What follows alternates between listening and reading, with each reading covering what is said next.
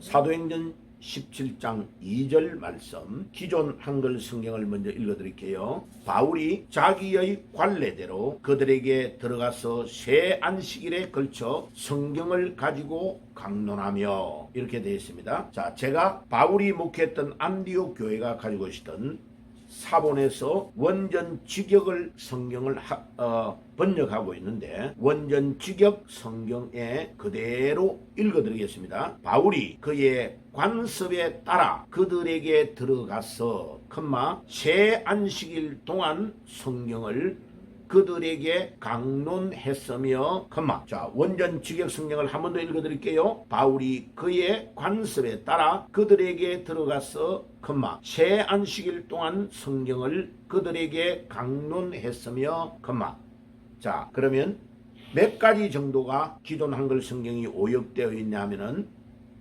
7개가 오역되어 있습니다. 자, 그 7개가 왜 오역이 되어 있냐면은, 우리 기존 한글 성경은 옛날에 할아버지들이 헬라어 히브리어를 모르니까 우리보다 먼저 기독교가 전래되어 있던 중국의 성경, 그 다음에 일본 성경을 참고해가지고 번역을 한 겁니다. 그러니까 원어를 모르고, 그 다음에 그 원판이 천주교에서 가지고 있었던 알렉산드리아라는 사본에서 나온 것이기 때문에 원판을 잘못된 것을 가지고 중국어, 그 다음에 일본어로 번역되어 있기 때문에 많은 오류가, 신구약 전체에 17,000개 이상의 오류가 있는 것입니다. 자, 그래서 제가 사명을 느끼고 약 83년도부터 지금까지 43년에 걸쳐서 헬라어, 히브리어, 라틴어 이 원어를 공부하면서 하나하나 목회하고 준비를 해왔던 것을 이제 마무리 작업을 하고 있습니다. 7개가 어떻게 틀렸는가를 구체적으로 지적을 하면 이렇습니다. 기존 한글 성경은 관례대로라고 했는데, 관례라는 단어보다는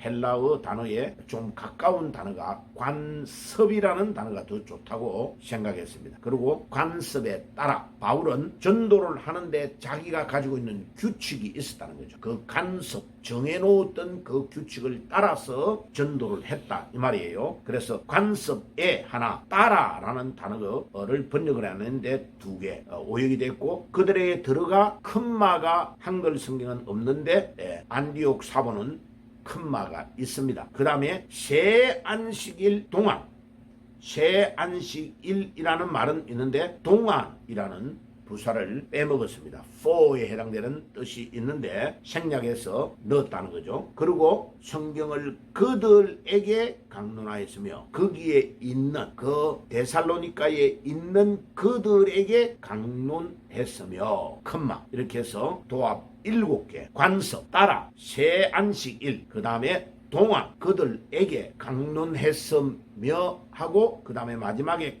큰마를 2개를 생략했어요. 그래서 노란 색깔로 제가 이제 유튜브에 올려드리는 것이 전부 다 틀린 것을 7개를 제가 올려드리고 있습니다. 바울이 이 관습을 가졌다는 이 말이 뭐냐면, 바울은 3주를 단위로, 일주일이 7일이잖아요. 그 다음에 새 안식일이라면 3주를 단위로 이렇게 말씀을 전하고 순회를 하고 돌았다, 이런 것을 가르쳐줍니다. 그러니까 바울이 굉장히 치밀했다는 뜻이죠. 그냥 한 번만 거치고 전도한 게 아니고, 전도를 하면 3주간 동안 집중하고, 또 그 다음에 어느 정도 제자가 일어나면 다른 곳에 가서 또 3주간 이렇게 돌아가면서 자기가 규칙을 정해놓고 그 관습대로 복음을 전했다는 것을 알 수 있습니다. 여러분, 이 복음을 전하든지 무엇을 하든지 규칙이 아주 중요합니다. 규칙을 정해놓고 말씀을 전하면 아주 놀라운 일이 일어납니다. 제가 새벽마다 지금 청년들 때문에 원래 5시나 5시 반에 하던 설교를 6시로 좀 목사님 조절해 주세요 해서 청년들 때문에 설교 시간을 약간 늦추었어요. 자, 늦추어가지고 매일 아침마다 규칙을 정해놓고 계속 제가 설교를 하고 있는 거예요. 그리고 그거를 유튜브로 올려주고 있단 말이에요. 그러니까 보세요. 이 설교를 계속 듣는 사람이 지금 1,400명 가까이가 매일마다 말씀을 경청하고 듣고, 밤 되면 제가 이제 좀 상세한 내용을 또 올려줍니다. 그러면 사람들이 굉장히 많이 들어요. 그래서 자고 일어나면 구독자가 계속 늘어나고 있는 거죠. 예, 그러니까 이게 규칙을 가지고 있다는 것은 엄청 중요합니다. 그래서 제가 그 규칙을 지키려고요, 미국에 가도 뭐 스위스를 가도 튀르키예를 가도 계속 이 규칙을 지키려고 노력을 하는 겁니다. 왜? 들어와서 말씀을 사모하는 여러분들을 위하여 내가 내 시간을 절제하고 규칙을 지켜 나가는 거죠. 바로 바울이 이와 같이 전 세계를 향하여 이스라엘에서 시리아, 그 다음에 튀르키예, 소아시아, 마케도니아, 그리스, 로마까지 그 당대에 2000년 전에 그렇게 교통이 불편할 때 그때에 걸어서 배를 타고 죽을 고비를 넘겨가면서 배가 다 파산되어 사람들이 어마어마한 어려움을 당하는데도 바울은 복음을 전하는 것을 늦추지를 않았습니다. 이 정성과 노력이 우리에게 전달되어서 바울이 기록한 성경 13권을 우리가 가지고 로마서부터 저 옥중 서신까지 13권의 성경, 만약 히브리서도 바울이 기록했다면 14권이 되는 거죠. 그와 같이 많은 성경을 거의 감옥에서 기록하고 전도하러 다니면서 복음을 전하고 편지를 보낸 것이 신약 성경에 13권이 들어와 있는 것입니다. 그러니까 하나님은 이 수고와 바울의 관습을, 규칙을 아주 귀하게 보신다는 것을 기억해야 되는 것입니다. 그리고 바울은 다른 거 한 것이 아니고 가는 데마다 하나님의 성경을 강론하고 가르치는 데에 자기의 시간과 모든 것을 투자했습니다.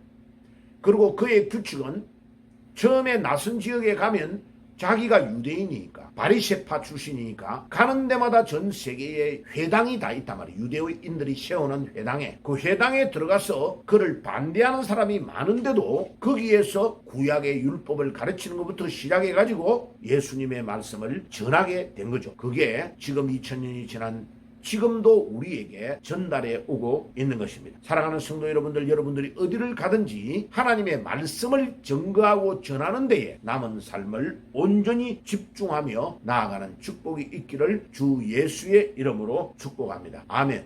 어떤 사람은 이랍니다. 요즘 목사님들이 왜 정치 이야기를 많이 합니까? 정치 이야기를 안 하고 성경을 가르치고 교회 이야기를 해야죠. 그거요, 틀린 말입니다. 북한을 보십시오. 공산주의가 되고 나니까 교회가 다 없어져 버리잖아요. 공산주의가 들어오면요, 전도할 수 있는 기회 자체가 없어집니다. 우리 생존과 관련되는 겁니다. 그러니까 목사님은 에스겔 37장에 우리 기독교 신자들은 하나님께서 우리를 파수꾼이라고 말하셨어요. 지금 적군이 쳐들어와서 우리를 공격해 오는데 잠자지 않고 나팔을 불며 백성들에게 알려줘야 될 사명이 우리에게 있는 겁니다. 그거를 깨워주지 않으면 그 목사는 가짜예요. 그 기독교인은 가짜라고요. 그러니까 강화문에 지금 모이는 사람의 거의 절대 다수가 기독교인 이유는 왜 그러냐? 나라가 위기에 빠졌다는 것을 목사님들이, 교인들이 알려주고 있는 것입니다. 그러니까 이것을 나중에 지나고 나면 아하, 공산주의 놈들이 너무나 못했구나, 우리나라를 이렇게 완전히 전복하고 있구나, 그걸 나중에 국민들은 아는 겁니다. 나중에 아는 거는 때가 늦은 겁니다. 그러니까 북한처럼 지금 통곡을 하고 80년 가까이인 북한의 자유를 위해 아무리 말해도요, 공산주의로 정복되고 나면요, 수많은 사람이 죽게 되고 어려움을 당하는 겁니다. 자유가 없는 겁니다. 그래서 배가 부르니까 헛소리를 하고 있는 거죠.